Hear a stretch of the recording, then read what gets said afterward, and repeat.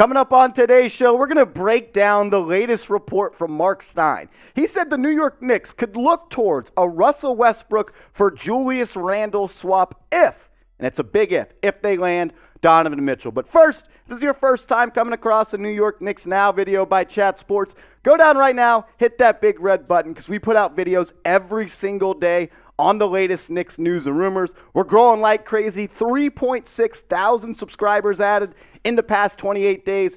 Just crossed over 10,000 subs. Now we're trying to get to 11K. And let's do it for Jalen Brunson. He's going to be wearing number 11 for the New York Knicks. So show JB some love. Tap in, lock us in, hit that big red button.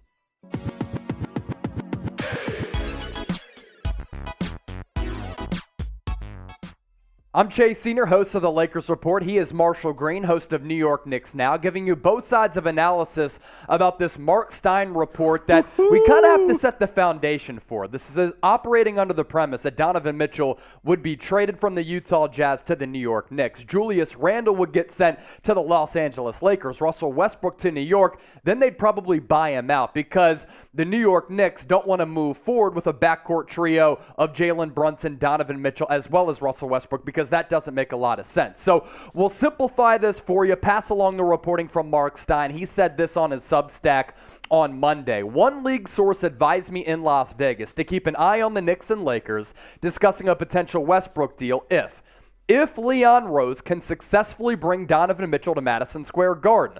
The source is thinking after adding Mitchell, New York would be expected to explore scenarios to trade away Julius Randle. And Randle, just one season removed from his breakthrough to All-Star and All-NBA status, is presumably the sort of player that the Lakers would have to consider taking on if, and once again if, they are unable to use Westbrook's $47.1 million expiring contract in a trade for Kyrie Irving. So, Marshall, this is fascinating on a couple of fronts. Obviously, if the Knicks get Donovan Mitchell, it sends a monster ripple effect across the entire NBA. And for the Lakers, you bring in Julius Randle, you would have to imagine that Anthony Davis would then move to the 5, which I actually think makes the Lakers a better team on both ends of the floor. Modern day NBA, I think AD fits better at that 5 spot. But your overall takeaways with this report from Marc Stein? Yeah, this all comes from, like we said, if the Knicks get Donovan Mitchell. The Knicks don't want to move forward with 4 players making more than $20 million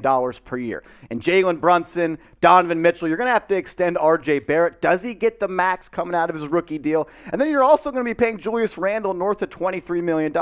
And you just gave Mitchell Robinson 4 years, $60 million. So that's a lot of money. This is all a move to clear up salary cap space and stay flexible for the years to come. The Knicks, even though we're all cool with James Dolan spending his money or lighting it on fire, I don't give a shit what he does with it, as long as he makes the Knicks better. But this comes back to the fact they don't want to be in that luxury bill going forward. They want to stay flexible and be able to make moves. Julius Randle was great for the Knicks when they were the 4th seed in the 2020 and 2021 season. Second team All-NBA, most improved player. But Chase, as you know, last year, it didn't work out too well for Julius. A lot of bad incidents, the thumbs down, the $10 million of fines that happened. I mean, Chase, what do you just think about this whole idea? I think Marc Stein, to put this out there, he has to have some pretty good intel on this. Well, obviously he does because he's in Las Vegas, and that is really the epicenter of agents, coaches, players, all getting together, front office executives as well, to discuss the current direction of their clientele, if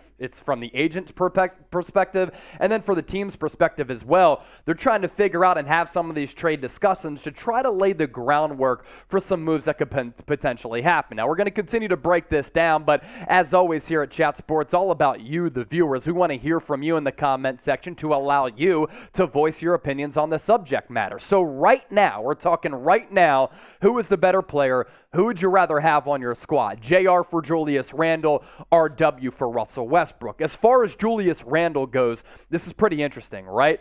Last year in a down year, he still averaged 20 points per game, nearly 10 rebounds. He shot 41% from the floor.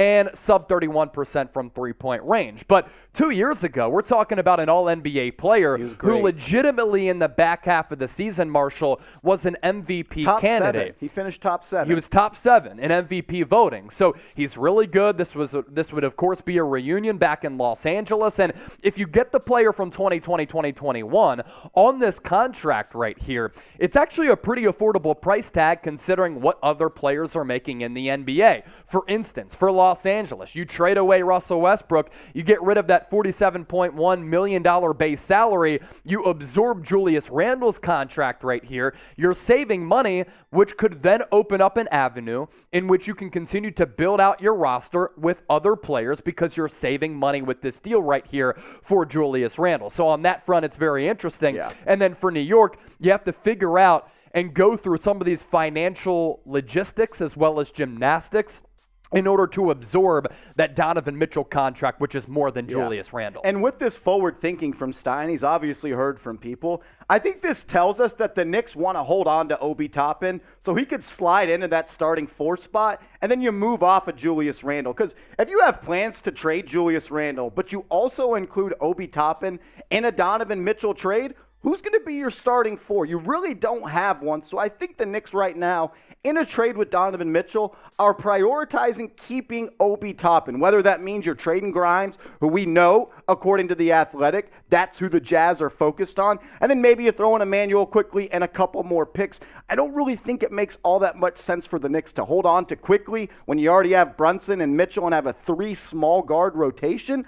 But I don't want to say I know, but I have a pretty good feeling that they want to hold on to Obi Toppin so he can slide in and start at that 4 spot next to Brunson, Randle, and RJ Barrett and Donovan Mitchell. Yeah, and I'd really like that because Obi Toppin showed in the last 20, 30 games last year, he was really, really 40 good. 40-point ball. And in today's NBA, that type of player is really valuable. Positional versatility, defensive versatility. He can guard some of the switches. He can protect the rim, but then offensively, when you flip-flop from the defensive end to the offensive end, he doesn't need the ball, and he can shoot the 3. He was starting to develop that corner 3 ball, which on this current iteration of the Knicks team, if they do bring in Donovan Mitchell, that too is also valuable. So another question for the homies out there. Would you make a Russ for Randle swap? Give us a Y for yes. Give us an N for no. Once more, get that comment section popping. Now, if Russell Westbrook does get traded to the New York Knicks, there would be a buyout, Marshall. Yes, that's what it sounds like. And then what would happen with Russ? We're talking about a very quick downfall here for a future Hall of Famer who... There's a lot of speculation around Russ right now and his future. Is he going to demand a trade from the Lakers? Does he no longer want to play for his childhood team? Because he parted ways with his agent of 14 years, which was one of the longest and strongest player-agent relationships in the NBA. Oftentimes, these relationships, they last only a couple of years. This, a decade and a half. And you look at the numbers for Russ here. Last year, 18 points per game. We know that he's going to rebound the basketball. He's still hyper-athletic. He's going to dish the ball out as well. But you're looking at a player who's declining right now, who is hard to play with, who plays that reckless style. The numbers are starting to go downhill. And how long can he play at an elite level with that elite athleticism? And does he make his teammates better? Does he make his basketball team better? No. So if the Knicks buy him out, where does he go, and which team could he latch on with? That's really one of the big looming questions with this report from Marc Stein. Yeah, I think we're in agreement here. He's just not a winning basketball player at this point in his career. I don't want Knicks fans to be like, oh, crap, and we told you off the top of the show. There is no intention of Russell Westbrook playing for the New York Knicks if this trade happens. So I don't want to see anyone in the comment section, clickbait, blah, blah, blah, cut the BS. The real ones know. Russell Westbrook would be bought out by the New York Knicks and buy him out for $47 million to not play basketball for a team, Chase. I think that says pretty much what every team thinks of Russell Westbrook. You're willing to pay him $50 million not to play on your team. That's a very telling sign, in my opinion. Yeah, and these are two different organizations on two different paths right now, involving two of the most iconic brands in the NBA in the Knicks and the Lakers. The future for the Knicks right now, especially if they get Donovan Mitchell, looks to be bright. But I go into the comment section on the Lakers report, and a lot of people are down on this basketball team, saying, well, we'll see you in 2023 because this upcoming year, it's a lost cause. But you get rid of Russ. Let's say you bring in Julius Randle. There is another move that could happen because you're freeing up some financial flexibility, which is really important for a team in LA that is currently cap strapped. So with that, we want to ask you this. More wins next year. I need the real ones to stand up right now. Come on. NYK for the Knicks. Let's ride. LAL for the Los Angeles Lakers. Once more, let us know. And make sure you subscribe to the channels. YouTube.com/LakersTV. Or if you're watching on the Lakers Report, simply hit that red sub button down below. Just got the 48,000 subscribers. Shout out to Laker Nation for showing up, showing out. And then we just surpassed the 1-year mark on New York Knicks Now. Marshall's done a great job of growing that channel. YouTube.com/KnicksTV. Already 10,000 subscribers in a calendar year. Why should people subscribe to that channel, Mark? We're growing like crazy. We put out videos every single day. We like to have fun, a back and forth conversation with the real one and Chase Sr. And I want to do this. If you made it this far in the video, let's hit a real one roll call because the real ones always watch to the end. We've been growing like crazy. If you made it this far, type real one in the comments section right now.